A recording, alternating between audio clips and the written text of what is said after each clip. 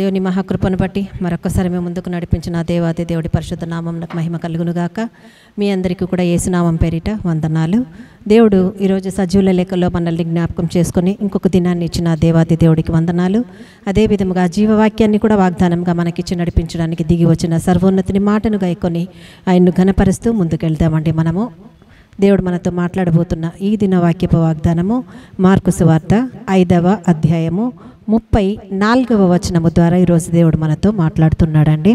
ఆ మాట, అందుకు ఆయన, కుమారి, నీ విశ్వాసము నిన్ను స్వస్థపరిచెను, సమాధానము కలదానవై పొమ్ము, నీ బాధ నివారణయై నీకు స్వస్థత కలుగుగాక అని ఆమెతో చెప్పాను అని దేవుడు ఈరోజు ఈ వాక్యం మనకిస్తున్నాడండి.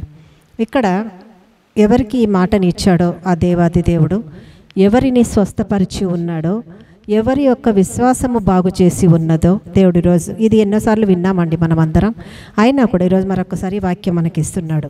కుమారి, నీ విశ్వాసము నిన్ను స్వస్థపరిచెను, సమాధానము కలదానవై పొమ్ము అని దేవుడు సెలవిస్తున్నాడు. కుమారి, నీ విశ్వాసము నిన్ను స్వస్థపరిచెను అని అంటున్నాడు. ఇక్కడ దేవుడు సెలవిస్తున్నటువంటి మాట, రక్తస్రావము 12 సంవత్సరాల నుంచి రక్తస్రావము కలిగిన ఒక స్త్రీ ఎంతెంతో వైద్యుల దగ్గర తిరిగి తను చేయని ప్రయత్నం అంటూ లేక విసిగి వేసారిపోయిన స్థితిలో యేసయ్యను గూర్చి విని ఆయన ద్వారా స్వస్థత పొందుకోవాలని, ఆయన నామమును ఘనపరచాలన్న ఒకే ఒక్క ఆశతో స్వస్థత పొందుకోవాలని యేసయ్య దగ్గరికి వచ్చి ఆయన ప్రసంగిస్తున్న సమయంలో వెనక నుంచి వచ్చి ఆయన అంగీని ముట్టుకున్నప్పుడు దేవుడు ఆమెను ఆయన అంగీ నుంచి ఆ మహిమా ప్రభావంలో ఆమెలోనికి వెళ్ళడాన్ని యేసయ్య గమనిస్తాడు. వెంటనే ఆమెకు స్వస్థత కలుగుతుంది. వెంటనే యేసయ్య ఆమె దగ్గరకు వచ్చి అంటాడు, ఆ జనాలలో ఉన్న వాళ్ళ దగ్గర యేసయ్య అంటాడు, ఎవరో నన్ను ముట్టుకున్నారు, నా నుంచి మహిమ వెళ్ళడాన్ని, నేను ప్రభావం వెళ్ళడాన్ని నేను గమనిస్తున్నాను అని యేసయ్య అన్నప్పుడు ఆమె భయపడిపోయి ముందుకొచ్చి, ప్రభా నిన్ను తాకింది, నిన్ను ముట్టుకుంది నేనే ప్రభా అని ఆమె చెప్పినప్పుడు యేసయ్య కోప్పడలేదండి. నేను ఇంత పెద్ద దేవుణ్ణి, నేను లోకరక్షకుణ్ణి, నేను ఎంత స్వస్థపరుస్తానన్నా వెనుక నుంచి వచ్చి నన్ను ముట్టుకోవడం, నా పర్మిషన్ లేకుండా నన్ను తాకడం తప్పు కదా అని దేవుడు ఎక్కడా గద్దించలేదండి. కానీ వెంటనే ఒకే ఒక మాట ఆమెను ఆదరణ కలిగించే విధంగా దేవుడు సెలవిచ్చాడు. ప్రియ దేవుని బిడ్డ, నిజంగా నువ్వు దేవుని కుమారుడివైతే, దేవుని కుమార్తెవైతే, నీ యొద్దకు ఒక విజ్ఞాపన కోరి ఒక విన్నపాన్ని నీ సన్నిధికి తెచ్చి ప్రార్థన చేయమని దేవుని సన్నిధిలో నిన్ను పెట్టి అడిగినప్పుడు మనం ఏం చేస్తున్నామండి? వాళ్ళను బలహీనపరుస్తున్నామా? లేక మనమేదో అతిశయముతో కూడి మనమే చేస్తున్నాం ఈ కార్యము అని దేవునిలో మనం అంటున్నామా? లేక దేవుని గుణగణాలను కలిగి తగ్గించుకొని దేవుడే సమస్తము చేయగలడు అనే స్వస్థతను కలగజేయగలుగుతున్నామా? ఏదైనప్పటికీ కూడా దేవుడు ఇక్కడ యేసయ్యలాగా మనం కోపడకూడదు, యేసయ్యలాగా అతిశయపడకూడదని చెప్తూ దేవుడు అంటున్నాడు, కుమారి, నీ విశ్వాసము నిన్ను స్వస్థపరిచెను. మొట్టమొదటిగా ఆమెతో మాట్లాడుతున్న మాట, గద్దించలేదండి, భయపెట్టలేదండి, ఆమె నా స్థలంలో నుంచి తరిమేయలేదండి. దేవుడు అంటున్న మాట, కుమారి, నీ విశ్వాసము నిన్ను స్వస్థపరిచెను అని అంటున్నాడు దేవుడు. ఆ తర్వాత నువ్వు చేయాల్సిన రెండో పని, సమాధానము గలదానవై పొమ్ము.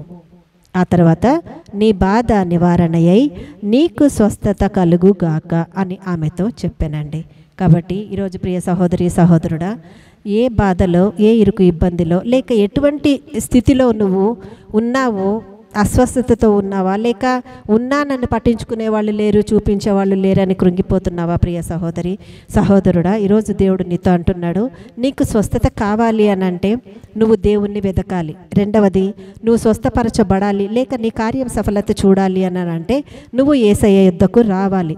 మూడవది, నువ్వు దేవుని దగ్గరికి వచ్చినప్పుడు సంపూర్ణమైన విశ్వాసముతో రావాలి.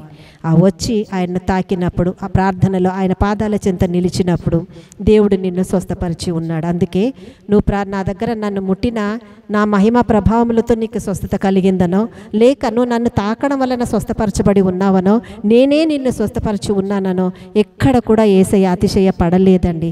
దీని ద్వారా మనం నేర్చుకోవాల్సింది, ప్రార్థన రిక్వెస్ట్లు మన దగ్గరికి వచ్చినప్పుడు, బలమైన గొప్ప దేవా, నీవు దిగి వచ్చి కార్యమును జరిగించయ్యా తండ్రి, మా ప్రార్థనను బట్టి కాదు కానీ కానీ నా దేవా మా విశ్వాసమును బట్టి నీవు కదులు దేవుడవై ఉన్నావు కనుక స్వస్థత దయచేయ్యా అని మనం అడిగితే తప్పకుండా మనకు కూడా దేవుడు అదే జవాబిస్తాడు. కుమారి, నీ విశ్వాసము నిన్ను స్వస్థపరచను అని అంటాడు. ఆ తర్వాత సమాధానము గలదానవే కదా, రోగం పోయిన తర్వాత, ఇరుకు ఇబ్బంది పోయిన తర్వాత, కరువు నష్టము పోయిన తర్వాత సమాధానమే ఉంటుంది కదండి. ఆ తర్వాత సమాధానము గలదానవై పొమ్ము, నీ బాధ నివారణ అయి నీకు స్వస్థత కలుగుగాక. అంటే ఇది మొదలుకొని ఇంకెప్పుడు ఈ బాధ నీకు కలగకుండునుగాక అని దేవాది దేవుడు బయలుపరిచి ఆమెతో ధైర్యం చెప్తున్నాడు. ఈరోజు ప్రియ సహోదరి సహోదరుడా, నీ దగ్గరికి కూడా దేవుడు వచ్చి ఈ మాట ద్వారా నిన్ను బలపరుస్తున్నాడు. ఇన్ని సంవత్సరాల బాధ ఈ రోజుతో నివారణ అయి ఉన్నది. దేనిని బట్టి? అక్కడ ఆ కుమార్తె విశ్వాసాన్ని బట్టి స్వస్థత పొందుకుంది. ఈరోజు ఈ వాక్యాన్ని బట్టి నువ్వు విశ్వాసంలో నిలబడితే నీ యొక్క విశ్వాసతను బట్టి దేవుడు నిన్ను కూడా స్వస్థపరచడానికి, నీ స్థితి మార్చడానికి, శాంతి సమాధానములతో నింపడానికి ఆ పరిశుద్ధుడు ఈరోజు ఈ వాక్యం ఇచ్చి నిన్ను ధైర్యపరుస్తున్నాడు. ఇటు కృప ఈ వాక్యము ద్వారా మనకందరికీ అనుగ్రహించి దేవుడు మనల్ని మహిమ పరచునుగాక. ఆమెన్, ఆమెన్, ఆమెన్. హల్లెలూయా.